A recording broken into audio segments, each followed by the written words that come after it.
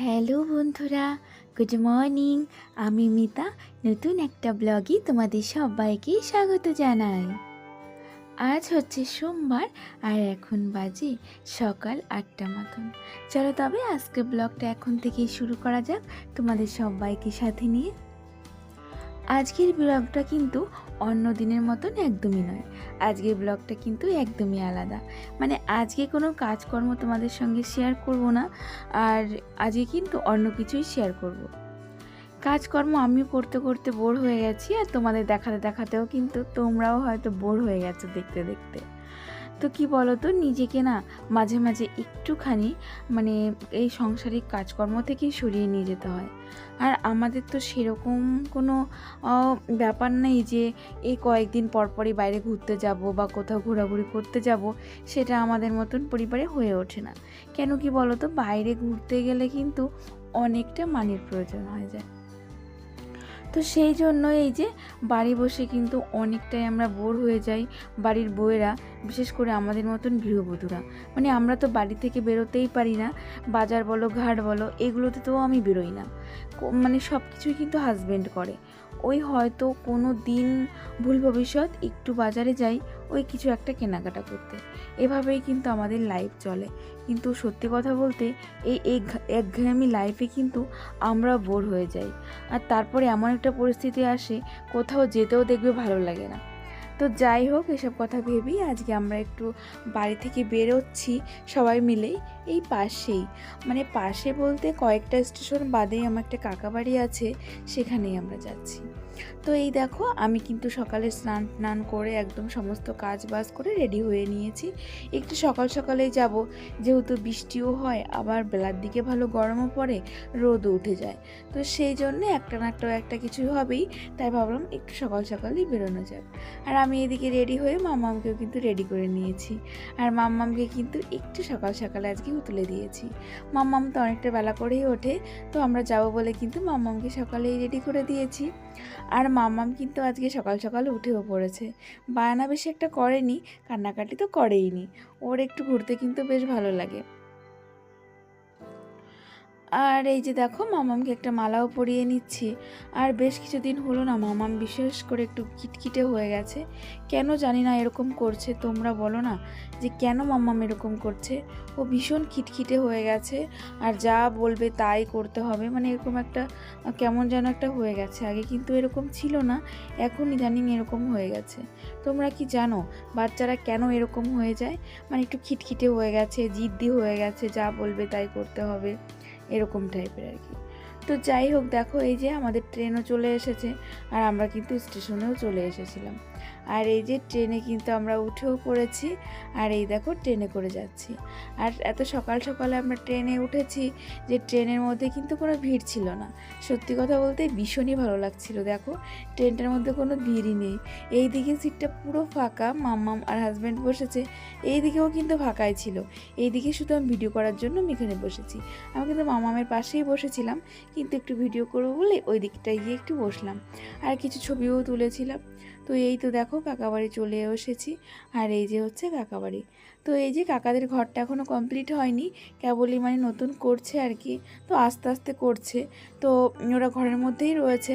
তো একদিকে ঘর করছে, আর একদিকে এরকম করে মানে কাঁচাই রয়েছে। আর এটা হচ্ছে আমার কাকার মেয়ের, বলতে পারো, হ্যাঁ কাকার মেয়ের দোকান। ও এখানে দোকান দিয়েছে। তো এই দেখো এখানে সমস্ত স্টেশনারি মানে জিনিস পাওয়া যাবে। ও এখানে একটা স্টেশনারি দোকান দিয়েছে। আর ওই যে একটুখানি দেখতে পেলে ভেতরে গেল, ওটাই কিন্তু কাকার মেয়ে। আর এই যে মানে দোকানের সামনে এখানটা একটা খাট পাতা আছে, ওইখানে এই যে আমার মাম্মাম বসে পড়েছে খেলা করতে। আর এই যে খেলনাটা, এটাও কিন্তু দোকান থেকেই নিয়েছে। দেখো সকালবেলায় দোকান থেকে খেলনা নিয়ে এই যে খেলা শুরু করে দিয়েছে। ও তো যেখানেই যাবে সেখানেও একটু খেলনা পেলে ওর আর কিছুই লাগে না। তো এত কিছু খেলনার মধ্যে ওর কিন্তু ওইটাই চোখ পড়েছে, ও ওইটাই নেবে। আর ও তো বললাম তোমাদের, এমন জিদ্দি হয়ে গেছে, এখন যা চায় তাই দিতে হবে। তারপরে দেখো ওইটুকু খেলনায় কিন্তু মাম্মাম এর মন ভরেনি। তারপরে এই যে এই খেলনাটা নিয়ে চলে এসেছে। তো সেই খেলনাটা নিয়ে এখন এই যে ঘরে এসে খেলতে বসে গেছে। আর আমরা কিন্তু দোকান থেকে চলেও এসেছি। আর মাম্মামকে একটু খাইয়ে দিয়েছিলাম সকালবেলা, আর ও এখন খেলা করছে। আর এদিকে একটা টিভিও আছে, সেই টিভিটা বসে বসে দেখছে। আর ওইদিকে ওই দেখো হাজব্যান্ডকে খেতে দিয়ে দিয়েছে, ও খেতে বসে পড়েছে, আর আমিও এখন খেয়ে নেব। এই যে এইদিকে আমার পাতা। আর বাড়ির সবার আগে খাওয়া হয়ে গেছে, আমরাই বাকি ছিলাম। আমরা আবার একটু ঘুরতে বেরিয়েছিলাম দেখলে, সেই জন্য আমাদের একটু লেটই হয়ে গেল। তো যাই হোক, এই যে এখন কিন্তু বিকালবেলা, আর দুপুরের অনেকটা টাইম কাটিয়েছি গল্প আড্ডা এগুলো দিয়ে, সেগুলো আর তোমাদের সঙ্গে শেয়ার করা হয়নি। আর এখন কিন্তু বিকালবেলা, এই ধরো 5টা মতন বেজে গেছে। তো এখন আমরা বাড়িও চলে যাব, সেই ক্ষেত্রে আমরা একটু রেডিও হয়ে নিয়েছি। আর এই মাঠটায় কাকিদের এখানে রথ হয়, 1 সপ্তাহ 10 দিন মতন এখানে এরকম অনুষ্ঠান হবে, মেলা হবে আর রথ হবে। অনুষ্ঠান মধ্যে রাতের বেলা অনেক রকম অনুষ্ঠান থাকে না, ড্যান্স প্রোগ্রাম এইসব অনেকই হাড্ডা নানা রকম জিনিস আর কি। আর এই যে ছোটোখাটো কিন্তু মেলাও বসেছে। তো সেখানে আমরা একটু ঘুরছিলাম, যেহেতু ট্রেন টাইম একটু লেট আছে, মানে লেট না মানে একটু দেরি, আমরা বাড়ি থেকে একটু তাড়াতাড়ি বেরিয়েছি, কেন কি এখানটাতে একটু ঘুরবো বলে। তো চলো, ওই যে এটা দেখছো, এর পেছন দিয়েই কিন্তু রেল লাইন। তো যাই হোক, এইখানটায় আমরা একটু এখন ঘোরাঘুরি করি। আর মাম্মামের পাপা ওই যে সোজা গেছে ওইখানটাতে রথ দেখতে, সেটাই দেখবে। আজকে তো আর রথ এখান থেকে নাড়ানো হবে না, কালকে রথ টানা হয়ে গিয়েছিল। আর এর পরের দিন যেদিন উল্টো রথ হবে, সেই দিনই কিন্তু রথটা টানা হবে। এর মধ্যে ওই রথটাও এখানেই থাকবে। আর এই যে এত বড় মাঠ পেয়ে মাম্মাম তো বেজায় খুশি। আর এই দেখো ওইভাবে দৌড়ে এসেছে কেন বলো তো, ও এখান থেকে একটা কিছু খেলনা নেবে সেই জন্য। আর আমরা দিতে চেয়েছিলাম ওই যে বড় যে ফুলানো খেলনাগুলো, ওইটা না, ও ওইটা নেবে না, ও নেবে এই যে এইটা। তো দেখো বাবুলস, ও বলছে বাবুলস নেবে। ও কোথা থেকে এই নামটা শুনেছে আমিও জানি না, যে এটার নাম নাকি বাবুলস। এটা তো আমিও জানতাম না যে এটার নাম বাবুলস, ও কোথা থেকে শিখেছে ভগবান জানে। আর এই যে দেখো এত আনন্দ পেয়েছে তোমাদের কি বলবো। জানো তো, এই আনন্দের মূল্য কিন্তু টাকায় কেনা যায় না গো, জানো তো। অনেক টাকা দিয়েও কিন্তু এই আনন্দটুকু কেউ কিনতে পারে না। দেখো কি আনন্দ এখানে আমার মামামের, ওর বাবা এগুলো ফোলাচ্ছে, আর ও এইদিকে দেখো এগুলো উড়িয়ে নিয়ে বেড়াচ্ছে, ধরতে চাচ্ছে কিন্তু ধরতে পারছে না। এত মজা হচ্ছিল কি বলবো তোমাদের, মানে হাজব্যান্ড ফোলাচ্ছে আর ও এগুলো ধরার জন্য দৌড়ে বেড়াচ্ছে। আমার তো ভীষণ ভালো লাগছিল, আর মামা এত খুশি হয়েছিল না, সেই কারণের জন্য আরও কিন্তু বেশি মজা লাগছিল। এখন বাবার কাছে এসে বায়না হয়েছে ও ফোলাবে, এতক্ষণ তো ধরার জন্য চেষ্টা করলো, এখন বায়না করছে দাও আমি ফোলাবো। দেখো ওর বাবা মুখের সামনে ধরেছে, দেখো ফু দিচ্ছে, ওর ফুতেও কিন্তু উড়ে যাচ্ছে। আর সেটা দেখেও কিন্তু আরও বেশি আনন্দ পাচ্ছে। একটা বুনু আমাকে কমেন্ট করেছে যে দিদি ভাই তোমার হাজব্যান্ড কোন অবধি পড়াশোনা করেছে। তো তাকে আমি বলবো যে আমার হাজব্যান্ড হচ্ছে অনার্সে MA পাস করেছে। তো তুমি তোমার প্রশ্নের উত্তরটা পেয়ে গেলে। আরেকটা বুনু আমাকে কমেন্ট করেছে, তার নামটা যেন আমি আমার ব্লগে নিই। তো সেই বুনুটার নাম হচ্ছে প্রেমা। তো বুনু তোমার নামটা কিন্তু আমি নিয়ে নিয়েছি।